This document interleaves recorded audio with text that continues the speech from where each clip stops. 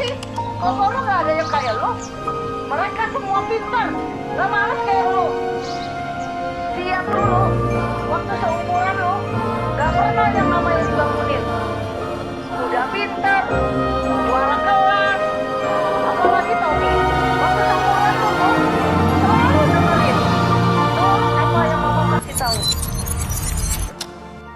Selamat pagi Bu. Oke, bagaimana duduknya? Sudah nyaman, sudah rileks? Sudah.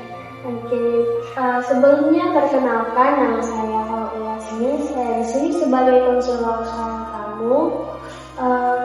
Kamu di sini boleh menceritakan apapun itu yang kamu rasakan. Tidak perlu khawatir orang lain tahu, karena di sini bersifat rahasia. Sebelumnya perkenalkan nama kamu siapa? Nama saya Misra Johyadi. Kalau kamu lebih nyamannya saya panggil apa? Misra aja. Oke, Misra ya. Kalau boleh tahu apa yang membuat Misra datang ke sini? Sebenarnya saya sedih banget karena saya selalu merasa bersalah saat saya ada di rumah, terutamanya di mata ibu saya. Saya mengerti apa yang Misra katakan tadi. Hari ini saya ingin mengajak Misra untuk melakukan teknik empty chair atau kursi kosong. Nanti ada 2 kursi, yang satu kamu duduk, yang satu lagi kosong, dan itu anggap aja ada ibu. Terus kamu boleh menyampaikan semua apa yang ingin kamu sampaikan kepada ibu, tapi tidak bisa kamu sampaikan secara langsung. Baik, kita lakukan sekarang. Baik, di sini sudah ada kursi kosongnya. Kamu bayangkan bahwa ibu lagi duduk di sini. Kamu sampaikan apapun yang belum bisa kamu sampaikan kepada ibu secara langsung. Di sini kamu bisa sampaikan semuanya. Tetapi saya merasa agak gugup. Tidak apa-apa, kita pelan-pelan saja. Coba kamu tarik nafas dulu.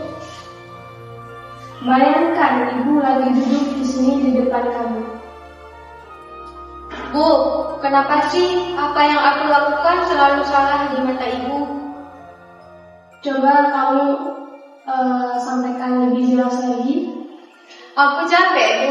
Capek banget. Kadang aku sudah berusaha membantu ibu, tetapi ibu tetap ngomel. Kalau aku diam, ibu bilang aku malas. Kalau aku keluar pun, ibu bilang aku tidak pernah peduli dengan. Bahkan saat aku belajar di kamar pun, ibu bilang aku tidak pernah serius. Dari semua hal itu, apa yang paling menyakitkan? Saya ini merasa gagal jadi anak. Apapun yang saya lakukan tidak pernah cukup buat ibu. Saat ibu mengkritik Misra, apa yang Misra rasakan? Saya jadi merasa sedih, marah, tetapi saya juga kecewa sama diri saya sendiri. Lama-lama saya berpikir, memang saya ini anak yang buruk. Coba kamu sampaikan kepada ibu yang lagi duduk di sini. Bu, ucapan ibu itu tinggal terus di kepala saya. Setiap ibu ngomong malas, bodoh, saya percaya sama semua itu. Setiap saya ingin mencoba sesuatu, saya takut untuk salah lagi. Apakah ada momen tertentu yang paling membekas di hati Misra? Ada. Saat saya dapat nilai bagus, saya merasa senang banget dan pengen ibu bangga. Tetapi ibu malah bilang, jangan cepat puas, itu biasa saja. Sejak saat itu, saya berpikir, hal baik apapun dari saya tidak pernah cukup buat itu. Sebenarnya, itu apa yang Misra harapkan dari ibu? Saya cuma pengen dihargai sedikit aja. Saya cuma pengen ibu bilang, nah, kamu sudah berusaha. Saya pengen dipeluk, bukan dibanding-bandingkan terus dengan orang lain. Sekarang kamu boleh pindah posisi ke posisi ini. Sekarang peran kamu sebagai ibu. Silakan.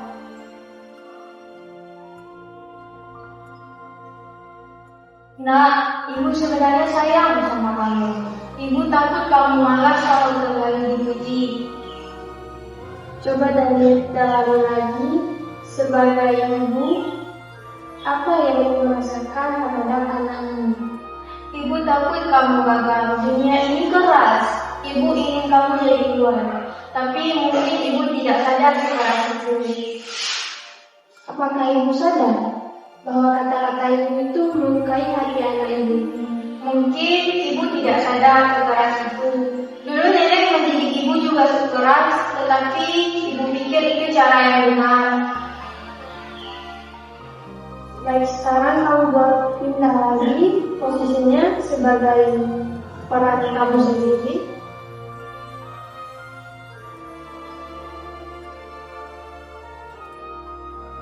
Apa yang bisa rasakan setelah bisa dengar apa yang ibu sampaikan tadi? Saya sedih, tapi saya juga mengerti. Mungkin ibu tidak tahu caranya menunjukkan kasih sayang. Apakah masih ada hal yang ingin bisa sampaikan kepada ibu? Iya, Bu. Aku itu nggak butuh ibu yang sempurna. Aku cuma pengen ibu mendengarkan tanpa langsung menghakimi. Aku mau rumah itu jadi tempat yang nyaman, bukan tempat yang bikin aku jadi takut. Bagus, sangat jujur. Apa yang terjadi selama ini pada diri kamu? Karena kamu sering merasa bersalah. Saya jadi sering overthinking untuk melakukan sesuatu karena saya takut dikritik lagi. Kadang saya lebih memilih diam dan menjauh dari ibu karena saya takut sakit hati lagi. Kalau kamu bisa sampaikan apa yang paling terdalam yang ingin kamu sampaikan kepada ibu? Tolong lihat aku sebagai anak yang sedang berusaha. Itu aja.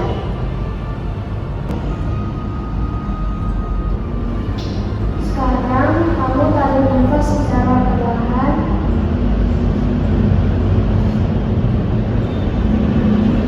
Dalam proses ini, hal apa yang paling kamu sadari? Saya sadar ternyata selama ini saya banyak menyimpan luka dan memendam semuanya sendirian. Tetapi saya juga sadar mungkin ibu banyak menyimpan luka dan ketakutannya sendiri. Bagaimana perasaanmu sekarang? Saya merasa jadi lebih lega, walaupun sedih, tapi seperti ada beban yang hilang di kepala saya. Baik, Bisa sudah berani mengungkapkan perasaannya yang sudah lama dipendam. Ini langkah yang besar untuk kedepannya. Bisa boleh lagi belajar bagaimana cara menyampaikan perasaan kepada ibu dengan sehat dan tenang tanpa memendamnya sendiri.